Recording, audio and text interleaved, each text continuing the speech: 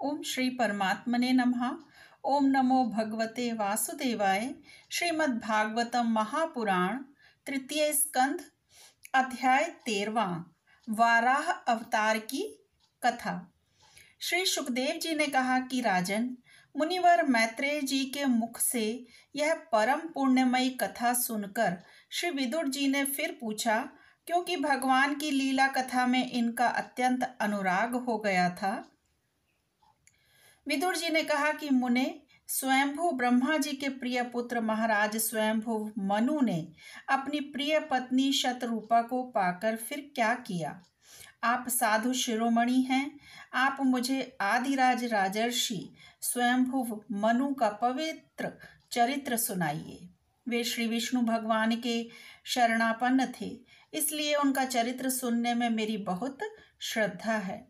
जिनके हृदय में श्री मुकुंद के चरणारविंद विराजमान हैं, उन भक्त जनों के गुणों को श्रवण करना ही मनुष्यों के बहुत दिनों तक किए हुए शास्त्राभ्यास के श्रम का मुख्य फल है, ऐसा विद्वानों का श्रेष्ठ मत है। श्री सुखदेव जी कहते हैं, राजन, विदुर जी सहस्त्र शीर्षा भगवान श्री हरि के चरणाश्रित भक्त थे। उन्होंने जब विनय पूर्वक भगवान की कथा के लिए प्रेरणा की, तब मुनिवर मैत्रेय का रोम रोम खिल उठा। उन्होंने कहा, श्री मैत्रेय जी बोले, जब अपनी भार्या शतरूपा के साथ स्वयंभू मनु का जन्म हुआ, तब उन्होंने बड़ी नम्रता के साथ हाथ जोड़कर श्री ब्रह्मा जी से कहा कि भगवान, एकमात्र आप ही समस्त जीवों के जन्मदाता और जीविका प्रदान करने वाले पिता हैं। तथापि हम आपकी संतान ऐसा कौन सा कर्म करें जिससे आपकी सेवा बन सके। पूज्यपाद, हम आपको नमस्कार करते हैं। आप हमसे हो सकने योग्य किसी ऐसे कार्य के लिए हमें आज्ञा दीजिए जिससे इस लोक में हमारी सर्वत्र कीर्ति हो और परलोक में सद्गति प्राप्त हो सके। तो श्री ब्रह्मा जी ने कहा कि तात, पृथ्वी पते, तुम दोनों का कल्याण हो। मैं तुमसे बहुत प्रसन्न हूँ, क्योंकि तुमने निष्कपट भाव से मुझे आज्ञा दीजिए यों कहकर मुझे आत्मसमर्पण किया है। वीर, पुत्रों को अपने पिता की इसी रूप में पूजा करनी चाहिए। उन्हें उचित है कि दूसरों के प्रति ईर्ष्या का भाव न रखकर जहाँ तक बने उनकी आज्ञा का आदर पूर्वक सावधानी से पालन करें। तुम अपनी इस भार्या से अपने ही समान गुणवती संतति उत्पन्न करके धर्म पूर्वक पृथ्वी का पालन करो और यज्ञों द्वारा श्री हरि की आराधना करो। राजन, प्रजा पालन से मेरी बड़ी सेवा होगी और तुम्हें प्रजा का पालन करते देखकर भगवान श्री हरि भी तुमसे प्रसन्न होंगे। जिन पर यज्ञ मूर्ति जनार्दन भगवान प्रसन्न नहीं होते, उनका सारा श्रम व्यर्थ ही होता है, क्योंकि वे तो एक प्रकार से अपने आत्मा का ही अनादर करते हैं। मनु जी ने कहा, पाप का नाश करने वाले पिताजी, मैं आपकी आज्ञा का पालन अवश्य करूंगा, किंतु आप इस जगत में मेरे और मेरी भावी प्रजा के रहने के लिए स्थान बतलाइए। देव, सब जीवों का निवास स्थान पृथ्वी इस समय प्रलय के जल में डूबी हुई है। आप इस देवी के उद्धार का प्रयत्न कीजिए। तो श्री मैत्रेय जी ने कहा कि पृथ्वी को इस प्रकार अथाह जल में डूबी देखकर ब्रह्मा जी बहुत देर तक मन में यह सोचते रहे कि इसे कैसे निकालूं। जिस समय मैं लोक रचना में लगा हुआ था, उस समय पृथ्वी जल में डूब जाने से रसातल को चली गई। हम लोग सृष्टि कार्य में नियुक्त हैं, अतः इसके लिए हमें क्या करना चाहिए। अब तो जिनके संकल्प मात्र से मेरा जन्म हुआ है, वे सर्वशक्तिमान श्री हरि ही मेरा यह काम पूरा करें। निष्पाप विदुर जी, ब्रह्मा जी इस प्रकार विचार कर ही रहे थे कि उनके नासा छिद्र से अकस्मात अंगूठे के बराबर आकार का एक वराह शिशु निकला। भारत, बड़े आश्चर्य की बात तो यही हुई कि आकाश में खड़ा हुआ वह वराह शिशु ब्रह्मा जी के देखते ही देखते बड़ा होकर क्षण भर में हाथी के बराबर हो गया। उस विशाल वराह मूर्ति को देखकर मरीचि आदि मुनि जन, सनकादि और स्वयंभुव मनु के सहित ब्रह्मा जी भी तरह तरह के विचार करने लगे। अहो, सूकर के रूप में आज यह कौन दिव्य प्राणी यहाँ प्रकट हुआ है? कैसा आश्चर्य है! यह अभी अभी मेरी नाक से निकला था। पहले तो यह अंगूठे के पोरुए के बराबर दिखाई देता था, किंतु एक क्षण में ही यह बड़ी भारी शिला के समान हो गया। अवश्य ही यज्ञ मूर्ति भगवान हम लोगों के मन को मोहित कर रहे हैं। ब्रह्मा जी और उनके पुत्र इस प्रकार सोच ही रहे थे कि भगवान यज्ञ पुरुष पर्वताकार होकर गरजने लगे। सर्वशक्तिमान श्रीहरि ने अपनी गर्जना से दिशाओं को प्रतिध्वनित करके ब्रह्मा और श्रेष्ठ ब्राह्मणों को हर्ष से भर दिया। अपना खेद दूर करने वाली मायामय वराह भगवान की घुरघुराहट को सुनकर वे जनलोक, तपलोक और सत्यलोक निवासी मुनिगण तीनों वेदों के परम पवित्र मंत्रों से उनकी स्तुति करने लगे। भगवान के स्वरूप का वेदों में विस्तार से वर्णन किया गया है। अतः उन मुनीश्वरों ने जो स्तुति की उसे वेद रूप मानकर भगवान बड़े प्रसन्न हुए और एक बार फिर गरज कर देवताओं के हित के लिए गजराज की सी लीला करते हुए जल में घुस गए। पहले वे सूकर रूप भगवान पूंछ उठाकर बड़े वेग से आकाश में उछले और अपनी गर्दन के बालों को फटकार कर खुरों के आघात से बादलों को छितराने लगे। उनका शरीर बड़ा कठोर था, त्वचा पर कड़े कड़े बाल थे, दाढ़ें सफेद थीं और नेत्रों से तेज निकल रहा था। उस समय उनकी बड़ी शोभा हो रही थी। भगवान स्वयं यज्ञ पुरुष हैं, तथापि सूकर रूप धारण करने के कारण अपनी नाक से सूंघ सूंघ कर पृथ्वी का पता लगा रहे थे। उनकी दाढ़ें बड़ी कठोर थीं। इस प्रकार यद्यपि वे बड़े क्रूर जान पड़ते थे, तथापि अपनी स्तुति करने वाले मरीचि आदि मुनियों की ओर बड़ी सौम्य दृष्टि से निहारते हुए उन्होंने जल में प्रवेश किया।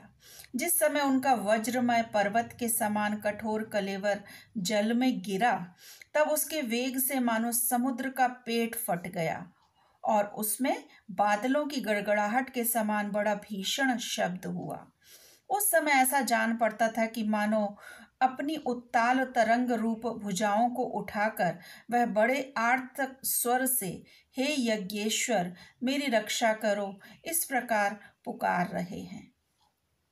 तब भगवान यज्ञ मूर्ति अपने बाण के समान पैने खुरों से जल को चीरते हुए उस अपार जल राशि के उस पार पहुंचे।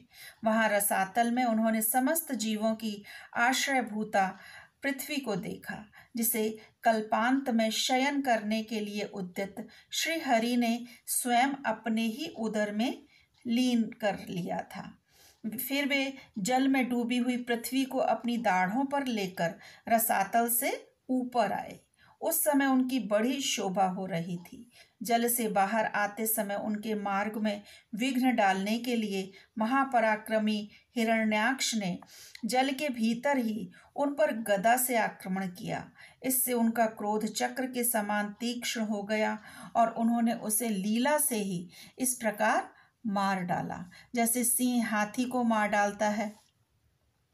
उस समय उसके रक्त से थूथनी तथा कनपटी सन जाने के कारण वे ऐसे जान पड़ते थे मानो कोई गजराज लाल मिट्टी के टीले में टक्कर मार कर आया हो। तात जैसे गजराज अपने दांतों पर कमल पुष्प धारण कर ले, उसी प्रकार अपने सफेद दांतों की नोक पर पृथ्वी को धारण कर जल से बाहर निकले हुए तमाल के समान नीलवर्ण वराह भगवान को देखकर ब्रह्मा मरीचि आदि को निश्चय हो गया कि ये भगवान ही हैं। तब वे हाथ जोड़कर वेद वाक्यों से उनकी स्तुति करने लगे। ऋषियों ने कहा कि भगवान अजित आपकी जय हो, जय हो। यज्ञपते आप अपने वेदत्रयी रूप विग्रह को फटकार रहे हैं। आपको बारंबार नमस्कार है। आपके रोमकूपों में संपूर्ण यज्ञ लीन है। आपने पृथ्वी का उद्धार करने के लिए ही यह सूकर रूप धारण किया है। आपको नमस्कार है। देव दुराचारियों को आपके इस शरीर का दर्शन होना अत्यंत कठिन है, क्योंकि यह यज्ञ रूप है। इसकी त्वचा में गायत्री आदि छंद, रोमावली में कुश, नेत्रों में घृत तथा चारों चरणों में होता है अधर्वयु, उद्गाता और ब्रह्मा। इन चारों ऋत्विजों के कर्म हैं। ईश, आपकी थूथनी मुख के अग्रभाग में स्त्रकु, नासिका छिद्र में स्त्रुवा है, उदर में ईडा और कानों में चमस है, मुख में प्राशित्र और कंठ छिद्र में सोमपात्र है। भगवान, आपका जो चबाना है वही अग्निहोत्र है। बार बार अवतार लेना यज्ञ स्वरूप आपकी दीक्षणीय इष्टि है। गर्दन उपसद 3 इष्टियां हैं, दोनों दाढ़ें प्रायणीय दीक्षा के बाद की इष्टि और उदयनीय है। जिह्वा प्रवर्ग के रूप पूर्व किया जाने वाला महावीर नामक कर्म है। सिर सम्य है और आवसत्य है तथा प्राण चित्त है। देव, आपका वीर सोम है और आसन प्रातः सवनादि 3 सवन है। 7 धातु अग्निष्टोम, अत्यग्निष्टोम, उक्त, षोडशी, वाजपेय, अतिरात्र और आप्तोर्याम नाम की 7 संस्थाएं हैं तथा शरीर की संधियां संपूर्ण सत्र हैं, और इस प्रकार आप संपूर्ण यज्ञ और क्रतु रूप हैं। यज्ञानुष्ठान रूप इष्टियां आपके अंगों को मिलाए रखने वाली मांसपेशियां हैं, और समस्त मंत्र, देवता, द्रव्य, यज्ञ और कर्म आपके ही स्वरूप हैं। आपको बारंबार नमस्कार है। वैराग्य, भक्ति और मन की एकाग्रता से जिस ज्ञान का अनुभव होता है वह आपका स्वरूप ही है तथा आप ही सबके विद्या गुरु हैं। आपको पुनः पुनः प्रणाम है। पृथ्वी को धारण करने वाले भगवान, आपकी दाढ़ों की नोक पर रखी हुई यह पर्वतादि मंडित पृथ्वी ऐसी सुशोभित हो रही है ऐसे वन में से निकलकर बाहर आए हुए किसी गजराज के दांतों पर पत्र युक्त कमलनी रखी हो। आपके दांतों पर रखे हुए भूमंडल के सहित आपका यह वेदमय वराह विग्रह ऐसा सुशोभित हो रहा है जैसे शिखरों पर छाई हुई मेघमाला से कुल पर्वत की शोभा हो रही हो। इन जगत माता पृथ्वी को जल पर स्थापित कीजिए। आप जगत के पिता हैं और अरणि में अग्निस्थापन के समान आपने इसे धारण शक्ति रूप अपना तेज स्थापित किया है। हम आपको और इस पृथ्वी माता को प्रणाम करते हैं। प्रभु, रसातल में डूबी हुई इस पृथ्वी को निकालने का साहस आपके सिवा और कर भी कौन सकता था, किंतु आप तो संपूर्ण आश्चर्यों के आश्चर्य हैं। आपके लिए यह कोई आश्चर्य की बात नहीं है। आपने ही तो अपनी माया से इस अत्याश्चर्यमय विश्व की रचना की है। जब आप अपने वेदमय विग्रह को हिलाते हैं तब हमारे ऊपर आपकी गर्दन के बालों से झड़ती हुई शीतल जल की बूंदें गिरती हैं। ईश, उनसे भीगकर हम जनलोक, तपलोक और सत्यलोक में रहने वाले मुनिजन सर्वथा पवित्र हो जाते हैं। जो पुरुष आपके कर्मों का पार पाना चाहते हैं अवश्य ही उसकी बुद्धि नष्ट हो गई है, क्योंकि आपके कर्मों का कोई पार ही नहीं है। आपकी ही योग माया के सात्वादि गुणों से यह सारा जगत मोहित हो रहा है। भगवान, आप इसका कल्याण कीजिए। श्री मैत्रेय जी कहते हैं, विदुर जी, उन ब्रह्मवादी मुनियों के इस प्रकार स्तुति करने पर सबकी रक्षा करने वाले वराह भगवान ने अपने खुरों से जल को स्तंभित कर उस पर पृथ्वी को स्थापित कर दिया। इस प्रकार रसातल से लीला पूर्वक लाई हुई पृथ्वी को जल पर रखकर वे विश्वक्सेन प्रजापति भगवान श्रीहरि अंतर ध्यान हो गए। विदुर जी, भगवान के लीलामय चरित्र अत्यंत कीर्तनीय हैं।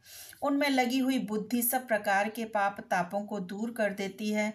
जो पुरुष उनकी इस मंगलमयी मंजुल कथा को भक्ति भाव से सुनता है या सुनाता है, उसके प्रति भक्तवत्सल भगवान अंतस्तल में से बहुत शीघ्र प्रसन्न हो जाते हैं। भगवान तो सभी कामनाओं को पूर्ण करने में समर्थ हैं।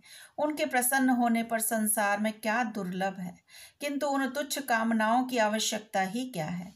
जो लोग उनका अनन्य भाव से भजन करते हैं, उन्हें तो वे अंतर्यामी परमात्मा स्वयं अपना परम पद ही दे देते हैं। अरे, संसार में पशुओं को छोड़कर अपने पुरुषार्थ का सार जानने वाला ऐसा कौन पुरुष होगा जो आवागमन से छुड़ा देने वाली भगवान की प्राचीन कथाओं में से किसी भी अमृतमय कथा का अपने कर्णपुटों से एक बार पान करके फिर उनकी ओर से मन हटा लेगा।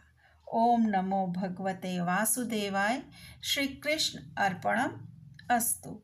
हरे कृष्णा।